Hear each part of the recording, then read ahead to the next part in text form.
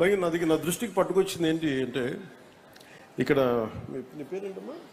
Jasmine కదా. Jasmine ఇందాక చెప్తుంది ఏంటంటే, మాకు స్కూల్కి గ్రౌండ్ సరిపోవట్లేదు, గ్రౌండ్ లేదు అసలు. ఇంతమంది పిల్లలకి దాదాపు 1600 మంది ఉండేవాళ్ళు.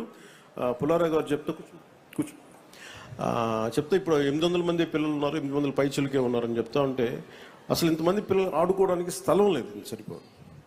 అలాగే లైబ్రరీ చూశాను. సో దీనికి నేను ఎడ్యుకేషన్ మన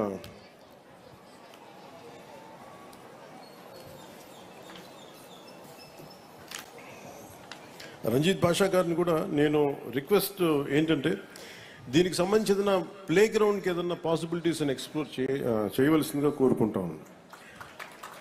అలాగే ఇందాక మన కలెక్టర్ గారు మాట్లాడుతూ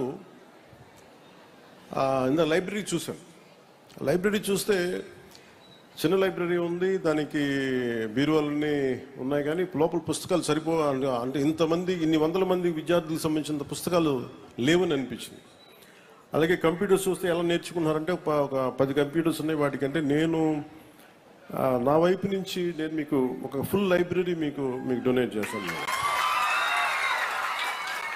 ఎందుకంటే మీరు స్కూల్లో నేర్చుకునేది ఒకటి, అధ్యాపకులు చెప్పేది ఒకటి, మీరు స్వంతంగా మీరు పుస్తకాలు చదవటం. ఎంతసేపు కూర్చోబెట్టి ల్యాప్టాప్స్లో కూర్చోవడం, ఫోన్లు చూడటం.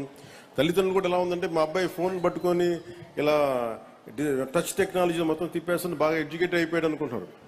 ఇంగ్లీష్ నేర్చుకుంటే ఇంగ్లీష్ వచ్చిన దానివల్ల మనకు తెలివితేటలు రావు. ది క్రియేటివ్ కెపాసిటీ, ఇన్నోవేట్ చేయగలిగే మైండ్, ఇవన్నీ రావాలి అంటే మటుకు చాలా మల్టీ టాలెంట్స్ కావాలి మనకి. మల్టీ టాస్కింగ్ చేయాలన్నా.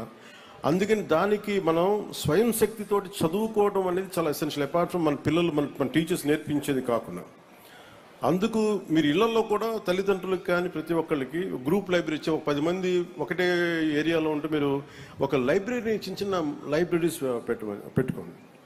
అలాగే కూటమి నాయకులు కూడా, జనసేన నాయకులు కూడా ప్రత్యేకించి పిల్లలకి, మీరు రేపు పొద్దున పిల్లల ఓట్లు కావాలనుకున్న పిల్లలకి మీరు ఏం చేయకుండా ఓట్లు ఎలా అడుగుతారు మీరు అందరూ. అందుకని పిల్లలకి ఏదైనా కనీసం లైబ్రరీస్ లాంటివి మీరు పెట్టండి, లైక్ మొబైల్ లైబ్రరీస్ లాంటివి.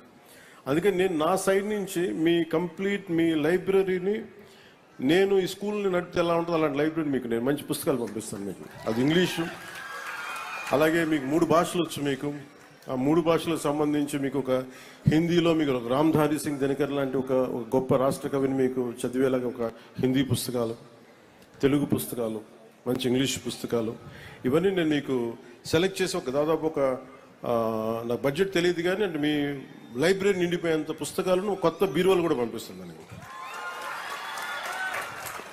అలాగే కంప్యూటర్స్ ఇందాక శుక్లా గారు చెప్తా ఉంటున్నారు, madam Kritika Shuklaji, just 10 computers ఉన్నాయంటే నేను నా సైడ్ నుంచి మీకు ఒక 25 కంప్యూటర్స్ నేను మన స్కూల్కి పంపిస్తాను. ఇవన్నీ చేసి పెడతాను.